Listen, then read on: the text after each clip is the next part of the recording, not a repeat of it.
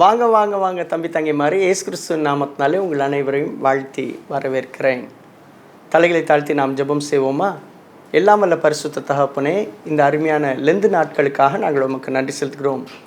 உம்முடைய சிலுவையிலிருந்து வரும் அந்த வெளிச்சத்தை, உம்முடைய சிலுவையிலிருந்து வரும் அந்த இரக்கத்தை, உம்முடைய சிலுவையிலிருந்து வரும் அந்த அன்பை நாங்கள் இந்த நாட்களில் இன்னும் அதிகமாக ருசிக்க நீங்கள் எங்களை பலப்படுத்துங்க.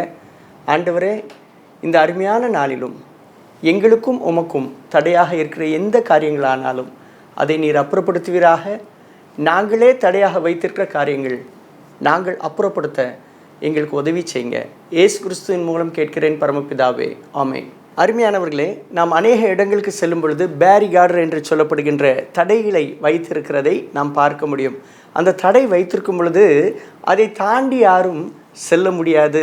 அந்த தடைகளை பார்த்து விட்டாலே இதுக்கப்புறம் நம்ம போக முடியாது என்கின்ற எண்ணம் நம்முடைய எண்ண ஓட்டத்திலே வந்து விடுகிறது. இதே போல தான் நாம் செய்கின்ற பாவங்கள் அல்லது சில காரியங்கள் ஆண்டவர்கிட்ட நம்ம போக முடியாது என்பது போல ஒரு தடையை நமக்கு முன்பதாக உண்டு பண்ணுகிறது. இந்த தடையை உடைத்து போட தான் இயேசு கிறிஸ்து இந்த பூமிக்கு வந்தார். மனிதனுக்கும் கடவுளுக்கும் இருந்த அந்த பாவமாகிய தடையை ஆண்டவர் உடைத்தெறிந்தார். முதலாம் ஆதாம் செய்த பாவம் அது கடவுளுக்கும் மனிதனுக்கும் நடுவே ஒரு தடையாக அது விழுந்தது. ஆனால் இரண்டாம் ஆதாமாக வந்த இயேசு கிறிஸ்து தம்முடைய ஜீவனையை கொடுத்ததுனால அவர் பாவமாகிய தடையை உடைத்தெறிஞ்சிட்டாரு. நம்ம முன்னால் தூரத்தில் இருந்தோம், இப்பொழுது கர்த்தருக்கு சமீபமாக வர அவர் உதவி செய்திருக்கிறார்.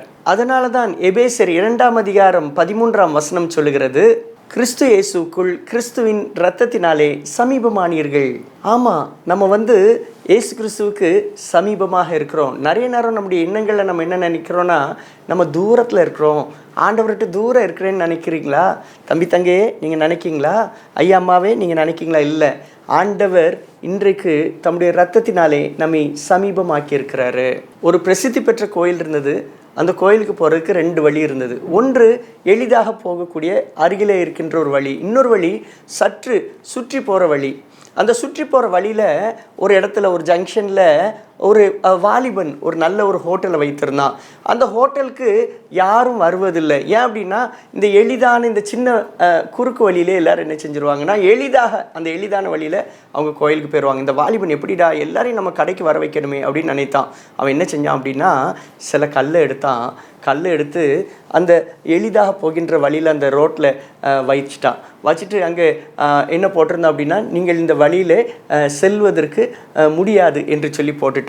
அப்போ நிறைய பேர் காரில் வரவங்க, பஸ்ஸில் வரவங்களாம் பார்த்தாங்க, ஓ இந்த வழி செல்ல முடியாதுன்னு போட்டிருக்காங்களேன்னு சொல்லி நேரே வந்தாங்க. ஆனால் நேரே அவங்க சுற்றி போகிறதுக்கு கால தாமதமானதுனால அவங்களுக்கு தாகம் எடுத்துச்சு, வயிறு பசிச்சிச்சு. அதனால இந்த வாலிபனுடைய ஹோட்டலில் எல்லாரும் இறங்கி நல்லா சாப்பிட்டாங்க. நல்லா இந்த வாலிபனுக்கு விற்பனையானது.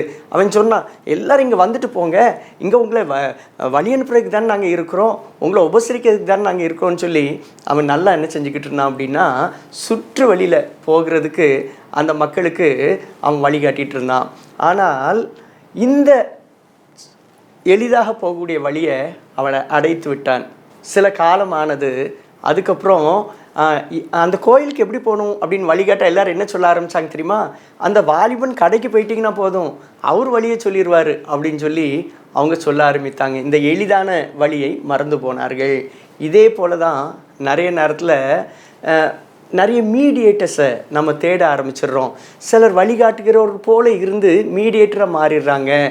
அவங்க எளிதாக ஆண்டவரிடத்தில் போகின்ற அந்த வழியை தடை பண்ணிடுறாங்க. ஆனால் இயேசு கிறிஸ்து ஏன் வந்தார் தெரியுமா? இந்த தடையை அகற்றி போட தான் அவர் வந்தார். இயேசு கிறிஸ்துவின் காலத்தில் 3 விதமான மனிதர்கள் அங்கே கடவுளுக்கும் மனிதனுக்கும் அவங்க ஒரு பிரிவை அல்லது அவங்க தான் மீடியேட்டர் போல காட்டி கொண்டார்கள். இதில் முதலாவதாக ரோம அரசர்கள், ரோம சாம்ராஜ்யம். அவங்க எப்படிப்பட்டவங்களாக இருந்தாங்கன்னா, அவங்க ரொம்ப பவர்ஃபுல்லாக இருந்தாங்க. அதனால் என்ன நினச்சாங்க அப்படின்னா, இவங்க சொல்கிறவங்கள தான் வணங்கணும்னு சொல்லி சொன்னாங்க. இவங்க அரசர்கள் தங்களே வணங்கணும்னு சொன்னாங்க. இவர்களை தாண்டி தான் ஆண்டவரிடத்துல போக முடியும் என்று சொன்னாங்க. இவங்க இப்படி தடைக்கற்களாக இருந்தாங்க. அது மாத்திரமல்ல, ஏரோது தன்னுடைய சொந்த ஜனங்களையே அவன் மிரட்டிக்கிட்டோம், அவங்கள ஆளுகின்றவனாக அவன் இருந்தான். அவன் என்ன செஞ்சான் தெரியுமா? ஏரோதும் கூட ஹி வாஸ் அ பப்பட். அவர் ஒரு பொம்மை போல் இந்த ரோம சாம்ராஜ்யத்தின் அரசர்கள் அந்த ஆட்சியாளர்கள் சொல்லுகிறதுக்கெல்லாம் அவங்க அடிபணிந்து இந்த ஜனங்களை கடவுளை வணங்க விடாமல் அவன் தடை பண்ணி கொண்டிருந்தான். மூன்றாவதாக சனகரிப் சங்கம். இந்த சனகரிப் சங்கத்தில் யாரெல்லாம் இருந்தாங்க அப்படின்னு பார்த்தீங்கன்னா, ஆசாரியர்கள், பரிசேயர், சதுசேயர், இதில் முக்கியமானவங்களாம் இருந்தாங்க. 71 பேர் இருந்தாங்க. இவங்க வச்சது தான் சட்டம். அவங்க தான் அன்றைக்கு இருந்த யூதர்களுக்கு, அன்றைக்கு இருந்த அந்த சினகாகுக்கு, அன்றைக்கு இருந்த தேவாலயங்களுக்கு இவங்க விதிக்கின்ற சட்டங்களே அங்கே முக்கியத்துவம் வாய்ந்ததாக இருந்தது. இவங்க என்ன நினச்சாங்க அப்படின்னா, அவங்ககிட்ட கேட்டுட்டு தான் யாரும் கடவுள்கிட்ட போகணும், அவங்க சொன்னாதான் கடவுள் கேட்பார் என்பது போல ஒரு பிம்பத்தை ஏற்படுத்திட்டாங்க. ஊழியக்காரர்கள் நேவிகேட்டர் போன்றவர்கள், தே ஆர் நாட் மீடியேட்டர். ரோம சாம்ராஜ்யத்தில் இருந்தவர்கள், ஏரோது, சனகரிப் சங்கத்தில் இருந்தவங்க, இவங்க எல்லாருமே ஆண்டவரிடத்தில் போகணுன்னா அவங்க சொன்னால் மட்டும்தான், அல்லது அவங்க வழியாக மட்டும்தான் போக முடியும் என்பது போல இவர்கள் நடந்து கொண்டார்கள். இன்றைக்கி ஒரு வேளை சில இடத்துல நீங்கள் இப்படி இருக்கீங்களா? இப்படிப்பட்டவங்ககிட்ட மாட்டிகிட்டு இருக்கிறீங்களா? அந்த தடை கற்களை ஆண்டவர் உடைத்து போட வேண்டும் என்று தான் இந்த பூமிக்கு வந்தார். இந்த உலகத்திலே நிறைய பேர் தங்களை கடவுள் என்று சொல்லிக் கொள்ளுகிறவர்கள் உண்டு, அல்லது ஏன்ட்ட வராமல் நீ ஆண்டவர்கிட்ட போக முடியாது என்று சொல்வதுண்டு. அதெல்லாம் போய் அதெல்லாம் தடை கற்கள். அதிலிருந்து முதல்ல வெளியில் வாங்க. பிரியமான வாலிப தம்பி தங்கைமாரே, என்னை போன்ற குருவானவர்கள் அல்லது ஊழியக்காரர்கள், நாங்கள் வழிகாட்டிகள். நாங்கள் இப்படி ஆண்டவர்கிட்ட நீங்கள் போகலாம், எளிதாக போகலாம் என்று வழிகாட்ட தான் நாங்கள் இருக்கிறோம். ஒருவேளை சிலர் ஜெபம் பண்ண முடியல, எங்களுக்கு உதவி செய்யுங்கன்ட்டு வாரவங்களுக்கு நாங்கள் வழிகாட்டுகிறோம். ஆனால் நாங்கள் மீடியேட்டர் அல்ல. நிறைய நேரம் நம்ம பிறரை மீடியேட்டர் போல நம்ம நினைக்கிறோம். ஊழியக்காரராகிய நாங்கள் navigator and guide. We are navigator and guide. நாங்கள் உங்களுக்கு சரியான பாதை காட்டவும், நீங்கள் இப்படி போங்க, எளிதாக ஆண்டவர்கிட்ட போகலான்னு சொல்கிறதுக்கு உதவி செய்வதற்காக தான் ஊழியக்காரராகிய நாங்கள் இருக்கிறோமே தவிர நாங்கள் மீடியேட்டர் அல்ல. ஒருவேளை அன்றைக்கு இருந்த ரோம சாம்ராஜ்யத்தில் இருந்தவங்க, அதே போல் ஏரோது, சனகரிப்பில் இருந்தவங்க எல்லாரும் அவங்க மீடியேட்டராக இடைத்தரகர்கள் போல செயல்பட்டாங்க. இது தவறு. பிரியமானவர்களே, அதனால தான் ஆண்டவராகிய இயேசு கிறிஸ்துவும் கூட சிலுவையில் அடிக்கப்படும் பொழுது மார்க் 15ஆம் அதிகாரம் 37ஆம் வசனத்திலிருந்து 39 வரைக்கும் பார்த்தோம் அப்படின்னா, இயேசு கிறிஸ்து மகா சத்தமாய் கூப்பிட்டு தன் ஜீவனை விட்டார். அப்பொழுது தேவாலயத்தின் சிறைச்சிலை மேலிருந்து கீழே வரை இரண்டாக பிரிந்தது. அதாவது கடவுளுக்கும் நமக்குள்ளும் இருக்கின்ற அதை பிரிவினையாக வைத்திருந்த அந்த பிரிவை ஆண்டவர் உடைத்தெறிந்தார். இன்றைக்கும் கூட இதை பார்த்து கொண்டிருக்க வாலிப தம்பி தங்கே, உங்களுக்கும் கடவுளுக்கும் நடுவில் யாரும் தடையாக வர முடியாது. எந்த மனிதனும் தடையாக வர முடியாது. நீங்களே இருக்கிற சூழ்நிலையில் ஆண்டவர்கிட்ட கேட்கலாம். அவர் எளிதான ஒரு வழியை உண்டு பண்ணிட்டாரு. நம்ம ஏசப்பா என் மேலே கிருபையாருங்க, ஆண்டவரே என் மேலே கிருபையாருங்க, நான் ஜெபம் பண்ணுறேன்னு சொல்லி ஜெபம் பண்ணும் பொழுது அவர் நமக்கு இறங்குகிறார். ஒருவேளை இன்றைக்கு வாலிப தம்பி தங்கை மாதிரி நிறைய பேர் மீடியேட்டரை தேடுறாங்க. இல்லை, வழிகாட்டி. ஊழியக்காரராகிய நாங்கள் வழிகாட்டிகள். நாங்கள் வழியை காட்டுறோம். எங்களே முழுவதுமாக நம்பி விடாதீர்கள். அல்லது நாங்கள் பண்ணாதான்ட்டு அல்ல, நீங்கள் ஜெபம் பண்ணாலும் ஆண்டவர் கேட்பாரு. வேத வசனம் சொல்லுகிறது, தம்மை நோக்கி கூப்பிடுற யாவருக்கும் கர்த்தர் சமீபமாக இருக்கிறாரு. இதை பார்த்து கொண்டிருக்கிற ஐயாவே அம்மாவே, ஒருவேளை உங்களுக்கும் ஆண்டவருக்கும் தடையாக இருக்கின்ற பாவமா, அதை நீங்கள் விட்டுருங்க. ஒருவேளை உங்களுக்கும் ஆண்டவருக்கும் நடுவில் இருக்கின்ற ஏதோ ஒரு செய்கை தடையாக இருக்கா, அதை விட்டுருங்க. ஏதோ ஒரு குணம் உங்களுக்கும் ஆண்டவருக்கும் நடுவில் தடையாக இருக்கா, அதை விட்டுருங்க. ஆண்டவர் உங்களுக்கு உதவி செய்வார் என்று நம்புகிறேன். ஆண்டவர்கிட்ட ஜெபம் பண்ணுறதுக்கு எனக்கு பயமாக இருக்குது, யாராவது ஒரு மீடியேட்டர் வேணும்னு கேட்கிங்களா? ஜெபம் பண்ணுறதுக்கு சொல்லித்தரலாம், ஊழியக்காரர்கள் இடத்துல கேளுங்கள். ஆனால் அவர்களே எப்பொழுதும் மீடியேட்டராக வைத்திருக்காதீங்க.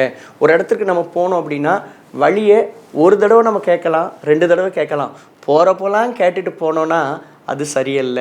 ஒரு ஊருக்கு போகும் பொழுது இந்த வழியில் தான் போகணுமா அப்படின்னு நம்ம கேட்டு போகிறோம். ஒரு 2-3 தடவை போனதுமே பழக்கமாயிரும். அதுக்கப்புறம் நம்ம நேராக போயிடலாம். ஆனால் நம்ம 10 வருஷம் ஆகியும் 20 வருஷம் ஆகியும் நம்ம திருப்பி அதே கடையில் கேட்டுட்ருப்பது சரியல்ல. நம்ம அப்படி கேட்க மாட்டோம். இல்லை, அதே போல தான் ஆண்டவர் இடத்துல ஜெபம் பண்ணுறதுக்கும் ஆண்டவர் இடத்துல சேருவதற்கும் 1 தடவை 2 தடவை நம்ம வழியை என்ன செய்யலாம், கேட்கலாம். ஆனால் நாமே ஜெபம் பண்ண வேண்டும் என்று ஆண்டவர் விரும்புகிறார். நமக்கும் ஆண்டவருக்கும் நடுவில் எந்த தடைகள் இருந்தாலும் அதை கர்த்தர் அகற்றி போடுவார் என்று சொல்லி விசுவாசிக்கிறேன். தொடர்ந்து இப்பொழுது நீங்கள் ஒரு அருமையான ஒளி காட்சியை நீங்கள் காணலாம். அதில் நம்முடைய சேரால் தக்கர் கல்லூரி மாணவிகள் தத்ரூபமாக நடித்து காண்பித்திருக்கின்ற ஒரு அருமையான கோரியோகிராஃபி ரொம்ப அருமையாக இருக்கிறது. இதை நீங்கள் பாருங்கள். நீங்கள் இப்பொழுது காணப்போகின்ற இந்த ஒளி காட்சியில் ஆதாமில் இருந்து இயேசு கிறிஸ்துவனுடைய அந்த சிலுவை மரணம் உயிர்த்தெழுதல் வரைக்கும் அவங்க அழகாக இதில் தத்ரூபமாக நடித்து காண்பித்திருக்கிறார்கள். இதை நீங்கள் பாருங்கள், கட்டாயம் வந்து உங்களுக்கு ஆசீர்வாதமாக அமையும். அருமையான வாலிப தம்பி தங்கைமாரே, ஐயாவே அம்மாவே, உங்களுக்கும் ஆண்டவருக்கும் நடுவில் எந்த தடையாக இருந்தாலும் அந்த தடையை தகர்த்து போட ஆண்டவர் வல்லவராக இருக்கிறார். ஏற்கனவே அவர் தடையை தகர்த்து எரிந்து விட்டார்.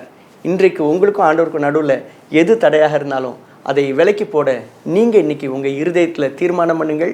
கர்த்தர் உங்களுக்கு உதவி செய்வார். பக்கத்தில் இருக்கவங்களை பார்த்து சொல்லலாமா? உங்களுக்கும் ஆண்டவருக்கும் நடுவில் இருக்கின்ற எந்த தடையானாலும் அதை அகற்றி போட கர்த்தர் வல்லவராக இருக்கிறார்.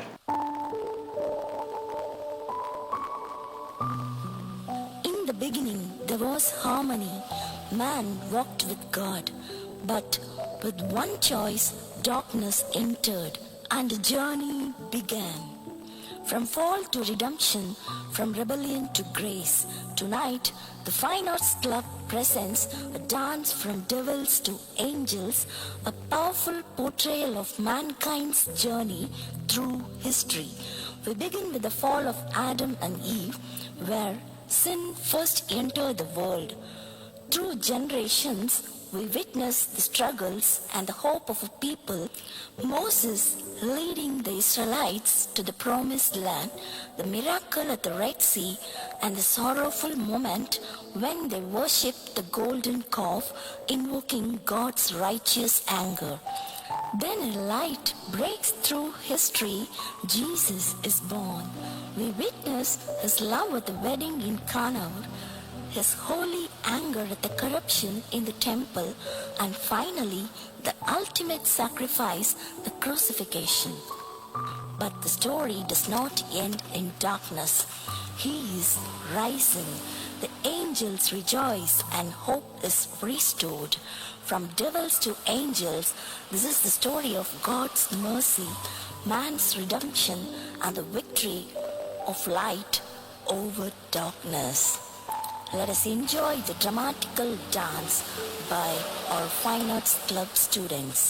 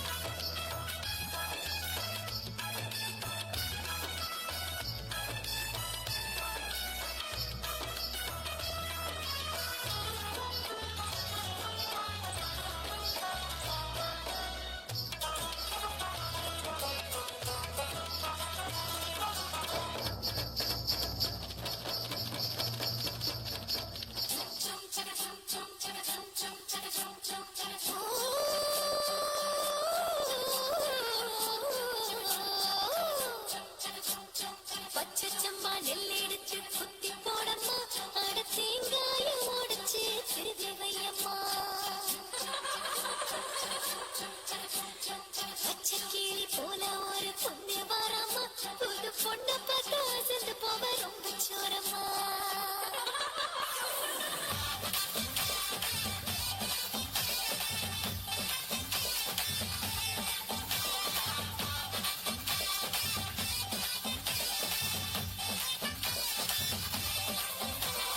பச்சச்சம்மா நெல்லெடுத்து குத்தி போடம்மா, அட தேங்காயம் உடைச்சு திருதி வையம்மா. பச்சைக்கிளி போல ஒரு பொண்ணு வரம்மா, புது பொண்ணு பார்த்து அசந்து போவ ரொம்ப சோரம்மா.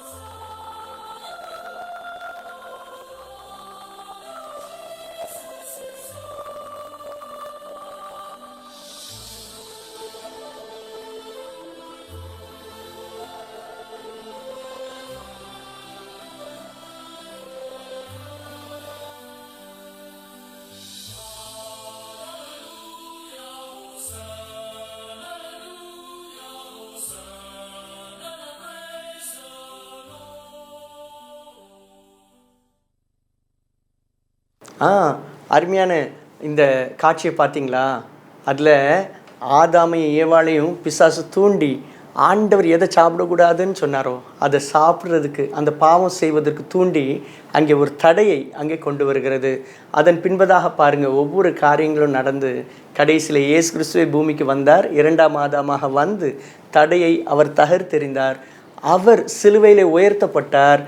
அவர் உயிர் தெழுந்தார், உயர்த்தப்பட்டார். அதே போல் உங்களுக்கும் எந்த காரியங்களையும் நீங்கள் பாடுபட்டு இருக்கலாம், வேதனையில் இருக்கலாம், துன்பத்தில் இருக்கலாம், ஆண்டவர்கிட்ட நீங்கள் ஜெபம் பண்ணுங்க, ஏசப்பாட்ட ஜெபம் பண்ணுங்க.